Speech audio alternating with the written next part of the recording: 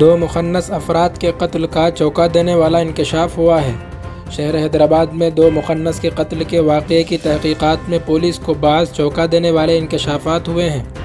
منگل کی رات ٹپا چبوترا پولیس اسٹیشن کے حدود میں دو مخنث 25 سالہ ریاض عرف صوفیہ اور 24 سالہ یوسف عرف ڈالی کا خنجر اور پتھروں سے حملہ کر کے قتل کر دیا گیا تھا۔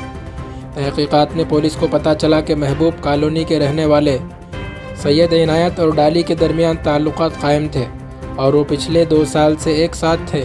ڈالی عنایت پر شادی کے لیے دباؤ ڈال رہا تھا اور کمزوریوں کا فائدہ اٹھا کر مسلسل رقم کا مطالبہ کر رہا تھا۔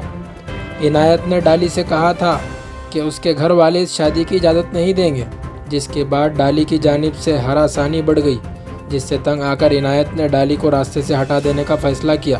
منگل کی رات عنایت نے اپنے دوست کے ساتھ مل کر ڈالی کو بات کرنے کے بہانے بلایا۔ وہ صوفیہ کے ساتھ پہنچا، ان کے درمیان بحث تکرار ہوئی اور معاملہ جھگڑے تک پہنچا، جس کے بعد عنایت نے اپنے ساتھی کے ساتھ مل کر دونوں مخنثوں پر پتھروں سے اور چاقو سے حملہ کر کے ان دونوں کا قتل کر دیا۔